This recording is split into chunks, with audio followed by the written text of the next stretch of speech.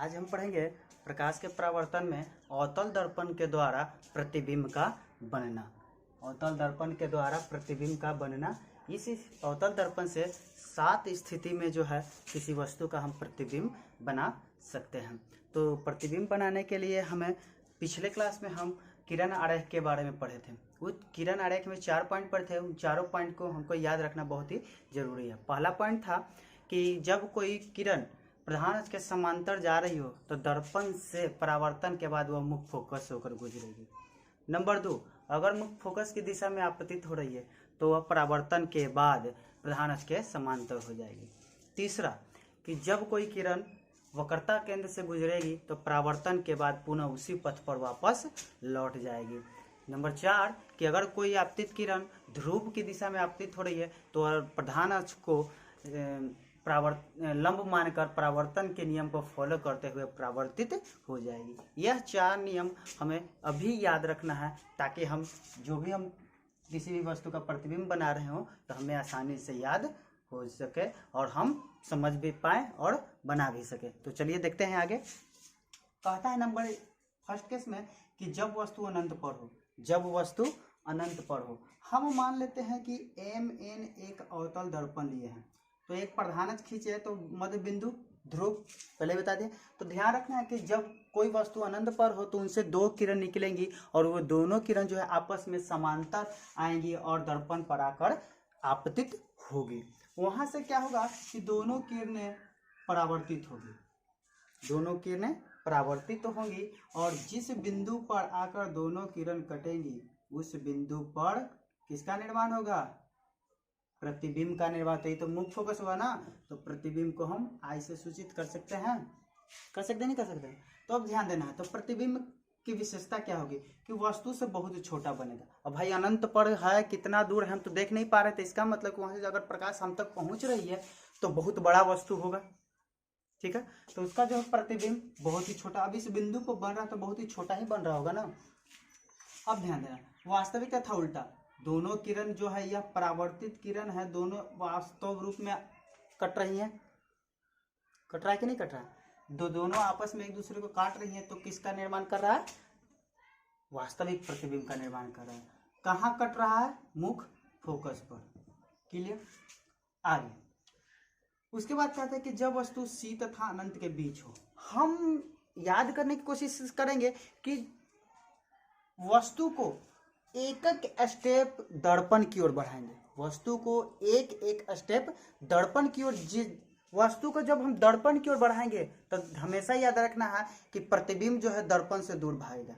जितना स्टेप हम आगे बढ़ाएंगे उतना ही स्टेप उसका प्रतिबिंब पीछे बनेगा, दर्पण से दूर बनेगा। तो देखते हैं, पहला बना जब अनंत पर रखे अंतिम स्थिति तब उसका प्रतिबिंब कहाँ बना?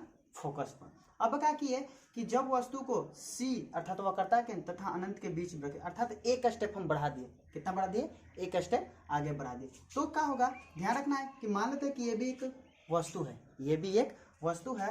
तो इससे जो है एक समांतर किरण निकला, दर्पण से टकराया। तो दर्पण से टकराने के बाद ये कहाँ से होकर गुजरेगा? हम अभी ये पढ़े हैं, मुख्य फोकस। ठीक है, फिर क्या करना है कि दूसरी स्थिति में हम तीसरा पॉइंट याद रखेंगे कि किसी वस्तु से जो है एक आपतित किरण हम वक्रता केंद्र से होकर गुजारेंगे। कहाँ से गुजारेंगे? वक्रता केंद्र से होकर गुजारेंगे। तो जब हम वक्रता केंद्र से होकर गुजार दिए एक रेखा, एक किरण को, तो वह दर्पण से टकराए। दर्पण से टकराने के बाद पुनः उसी पथ पर वापस लौटेगा कि नहीं लौटेगा?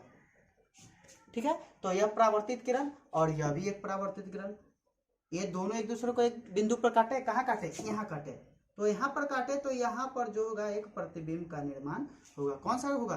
मान लेते इसको B' और A' का।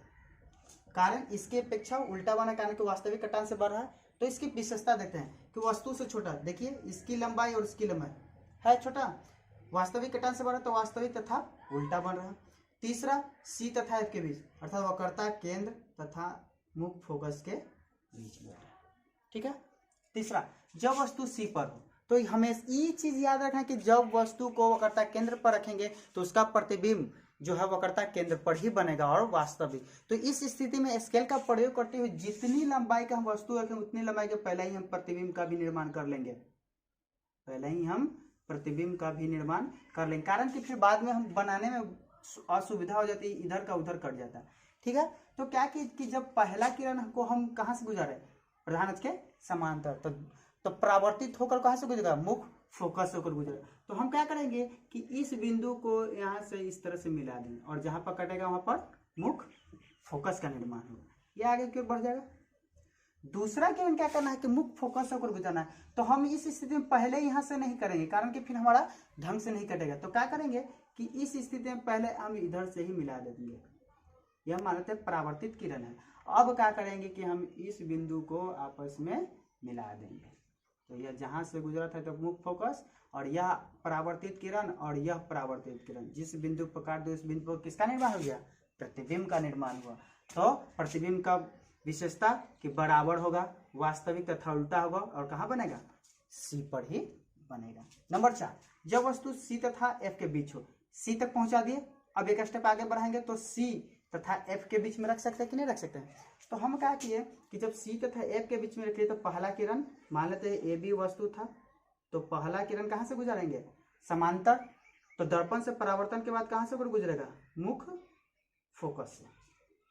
ठीक है, अब क्या करेंगे कि हम दूसरा किरण को जो है वह वक्रता केंद्र से गुजारेंगे, कहाँ से गुजारेंगे, वक्रता केंद्र से होकर गुजारेंगे। तो जब हम वक्रता केंद्र से होकर गुजारेंगे तो इस रूप में,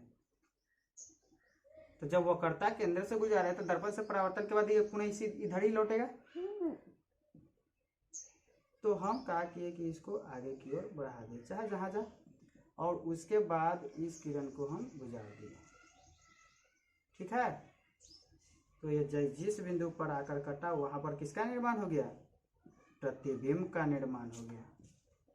हुआ कि नहीं हुआ।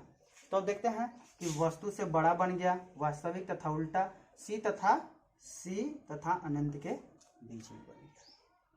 ठीक है, आगे बढ़ते हैं कि जब वस्तु एफ पर हो, तो ये ध्यान रखना ये अनंत का उल्टा है, कि जब वस्तु अनंत पर था तो एफ पर बना था, तो एफ वाला भी अनंत पर ही बनेगा। पहला किरण को हम कहाँ से गुजार दिए, मान लेते ए बी वस्तु है, तो पहला किरण समांतर, तो यह परावर्तन के बाद कहाँ से होकर गुजरेगा, मुख फोकस होकर गुजरेगा।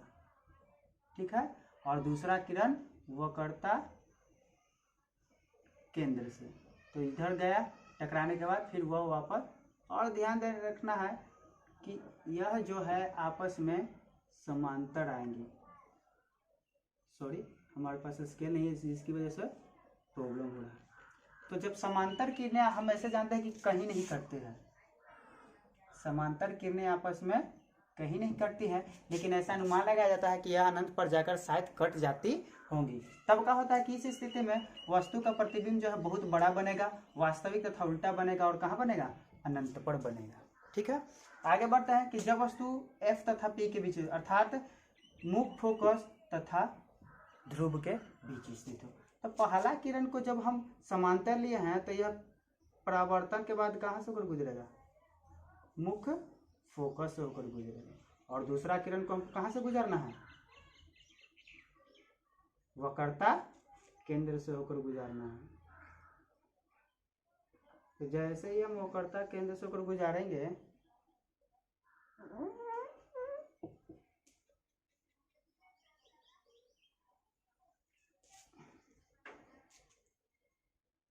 इस रूप में, स्केल नहीं जिसकी वजह से हमें थोड़ा प्रॉब्लम हो रहा है। तो ध्यान रखना है कि जब किसी भी वस्तु को F तथा P के बीच में रखेंगे तो पहला किरण जब हम समांतर गुजारेंगे प्रधान से तो मुख फोकस से होकर परावर्तित होगा, और दूसरा किरण को जब वक्रता केंद्र से गुजारेंगे तो वह पुनः अपने ही पथ पर वापस लौट जाएगी। तो उस स्थिति में दोनों परावर्तित किरणें एक दूसरे से असमांतर रूप से फैलती चली जाती हैं। तो ऐसा अनुमान, जो फैलती चली जाएंगी तो एक दूसरे आपस में हमेशा दूर भागती चली जाएंगी, तो कभी नहीं मिलेंगी।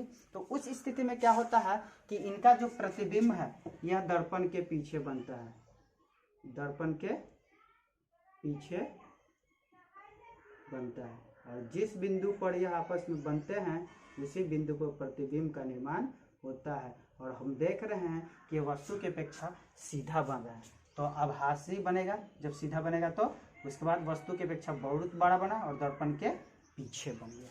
ठीक है, सातवां है कि जब वस्तु को ध्रुव पर रख रहे हैं अर्थात तीर पर रख रहे हैं तो इसका प्रतिबिंब नहीं बना पाते हैं।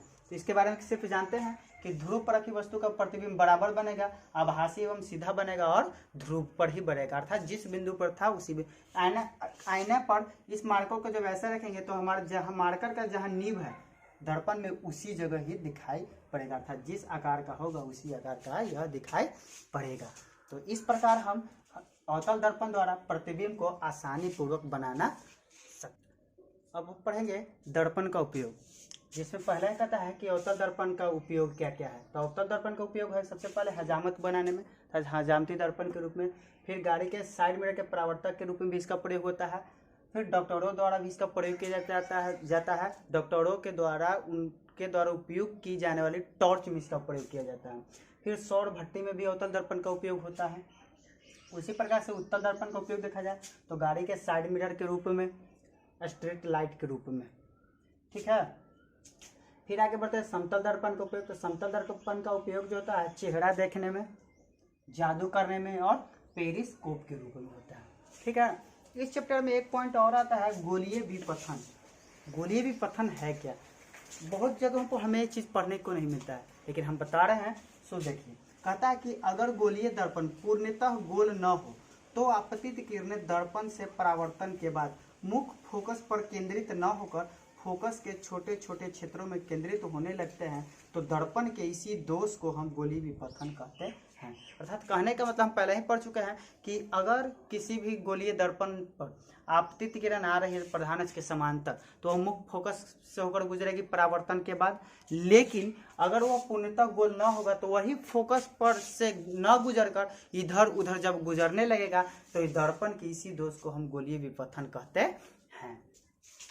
अब आगे चलते हैं हम चिन्ह परिपाटी नियम की ओर। चिन्ह परिपाटी नियम है क्या? कहता है कि प्रतिबिंब के स्थान निर्धारण के लिए जिन नियमों का पालन किया जाता है उसे चिन्ह परिपाटी नियम कहते हैं।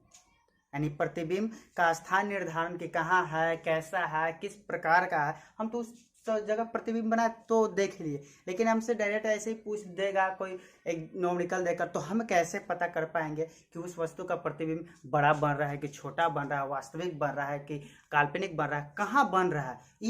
इसके निर्धारण के लिए जो है एक नियम का पालन किया जाता है जिन्हें हम चिन्ह परिपाटी नियम भी कहते हैं।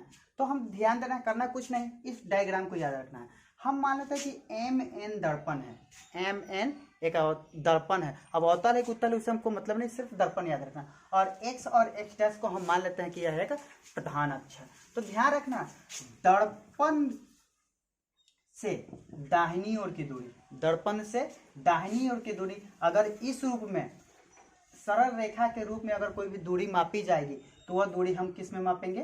प्लस में मापेंगे, ठीक है। फिर दर्पण से बाईं ओर की दूरी अगर सरल रेखा में इस ओर बाईं ओर कोई दूरी व्यक्ति जा रहा है तो हम माइनस में मापेंगे, ठीक है।